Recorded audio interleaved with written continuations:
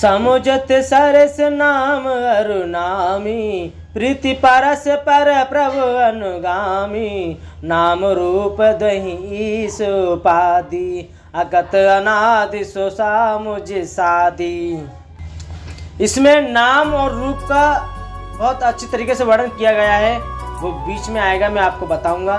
लेकिन जो अर्थ है, इसका जो अर्थ है मैं आपको करके दिखाता हूँ, इसका अर्थ कितना सुंदर है।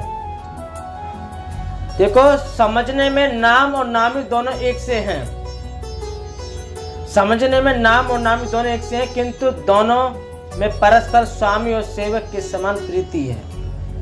अर्थात नाम और नामी में पूर्ण एकता होने पर भी जैसे स्वामी के पीछे सेवक चलता है, उसी प्रकार नाम के पीछे नामी चलते हैं। प्रभु श्री राम जी अपने राम नाम ही अनुगमन करते हैं, नाम लेते ही वहां आ जाते हैं, और नाम और रूप दोनों ईश्वर की उपाधि हैं। अब देखो, नाम और रूप दोनों ईश्वर की उपाधि हैं। जैसे कि हमने किसी का नाम लिया, जब कोई हमें कोई कथा सुनाता है तो उसका नाम लेता है कि एक रामदास था, उसके 4 पुत्र थे।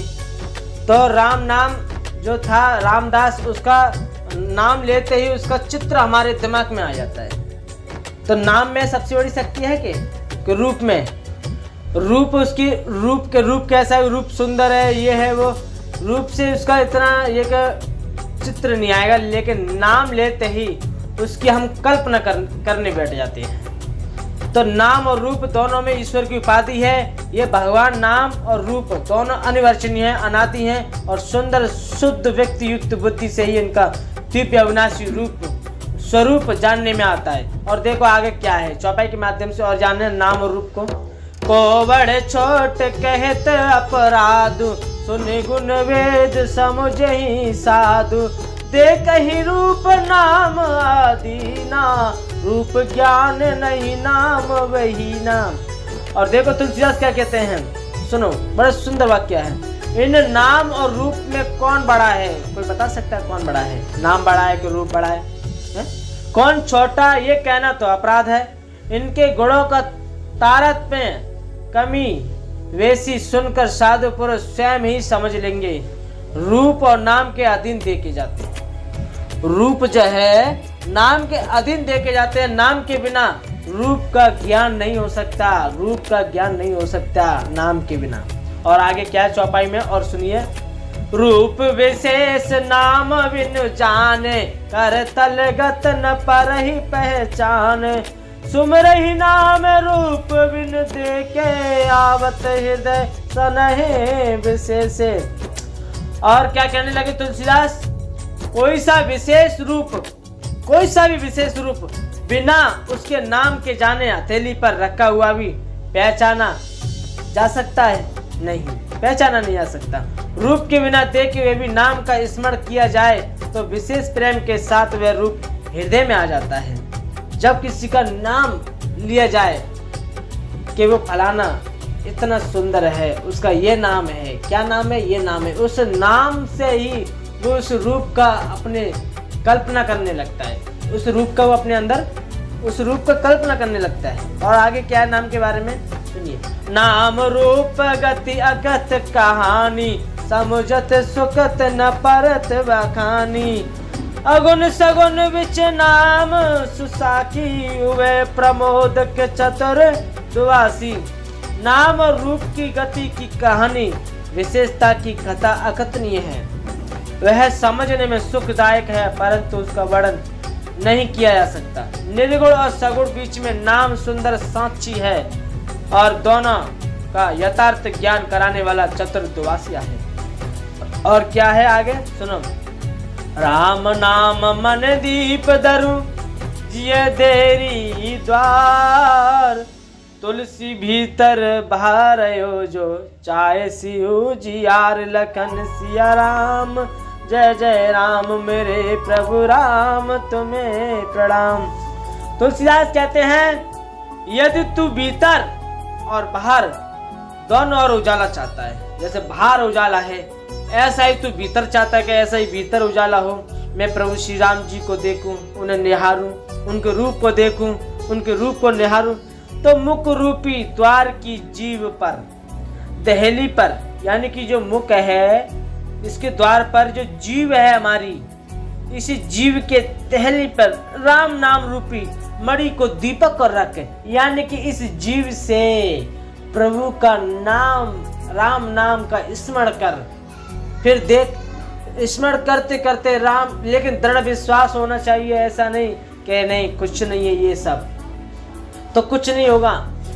नजरिए का सबसे बड़ा फर्क होता है। तुम्हारी अंदर से दृष्टि ऐसी बन गई कि नहीं कुछ नहीं है इसमें, तो आपको वैसा ही दिखेगा। आपके अंदर दृढ़ विश्वास है, हाँ भगवान है, राम जी हैं, उनकी कथाएं हैं, उनका स्वरूप का वर्णन है, उनकी महिमा का वर्णन है। यह अपने अंदर दृढ़ विश्वास, जब तक आत्म बल, आत्मशक्ति अपने अंदर जागृत न होगी, तब तक तुम्हें इन चीजों पर विश्वास नहीं हो सकता। बिना जाने प्रेम नहीं होगा, बिन प्रतीत हो न पीती, बिना जाने प्रेम नहीं होता। तुम्हें जानना होगा कि प्रभु श्री राम कौन है, इनकी महिमा को वर्णन, उनकी कथाएं, उनका चरित्र। जब उन चीजों को तुम जानोगे, तुम्हारे अंदर दृढ़ विश्वास होने लगेगा। फिर देखो, राम नाम को जपो। राम नाम में इतनी बड़ी शक्ति है कि मैं आपसे जितना बोलूं, जितना इसकी राम नाम की महिमा का वर्णन करूं, उतना कम है। फिर देखो, राम नाम जपते रहो, जपते रहो, जपते रहो, तुम्हारे अंतकरण शुद्ध होने लगेगा, अंतकरण शुद्ध होने लगेगा, मन प्रसन्न रहने लगेगा, चित्त बिल्कुल शांत, बुद्धि बिल्कुल शांत रहने लगेगी। और फिर देखो, तुम्हें राम नाम के सिवा और कुछ नहीं भाएगा। संसार में कार्यों को करते रहो और ये भी थोड़ा अपने अंदर करते रहो। फिर देखो राम नाम के प्रताप को। महीने में, 2 महीने में, 4 महीने में, अरे हमारा जाता ही क्या है। सुबह शाम पढ़ने से, थोड़ा मनन करने से, कीर्तन करने से, अपने अंदर भजन करने से, प्रभु का चिंतन करने से कुछ घटता है क्या? आध घंटा शाम को निकालो, आध घंटा हम किसी से बतलाने में निकाल देते हैं, आध घंटा थोड़ा हम इस आध्यात्मिकता में, प्रभु के भजन में थोड़ा आध घंटा लेके तो देखें। महीना, 4 महीना में देखना परिवर्तन आता है कि नहीं, हमारा जीवन पूरा ही बदल जाएगा। मैं ये बात मैं बिल्कुल सत्य कहता हूँ कि आपके जीवन में 2-4 महीने के अंदर ही परिवर्तन न दिखे तो मुझसे बात कर लेना। फिर देखो कितना आनंद आता है। आपके अंदर जो कमियां हैं वो दिखने लगेंगी, हमारे अंदर ये कमियां हैं, सुधार करोगे इस कमियों को। अरे इस संसार में है ही क्या? इस संसार को हमने बाहर से देखा है, जो अंदर का हमारा संसार है, ये पंचभौतिक जो शरीर है, इसमें आत्मा निवास करती है। उस आत्मा का जो संसार है, वो उस स्वरूप को देखो।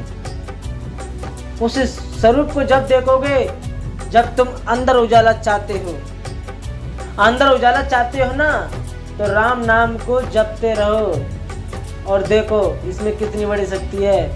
तुम्हें उस उजाले से, उस परम तत्व का, उस आनंद का तुम्हें आभास होगा। उसमें आनंद में तुम मग्न होने लगेंगे। ये संसार का जो सुख है वो फीका लगेगा तुम्हें, उसमें कोई सार नहीं है, उसमें कुछ भी सुख नहीं है। जो सुख है, जो आनंद है, जो सार है सब रसों का, तब तुम्हें आनंद आएगा, इसमें मजा आएगा। तो मैं अपनी वाणी को यहीं पे विराम देता हूँ। जय श्री राम।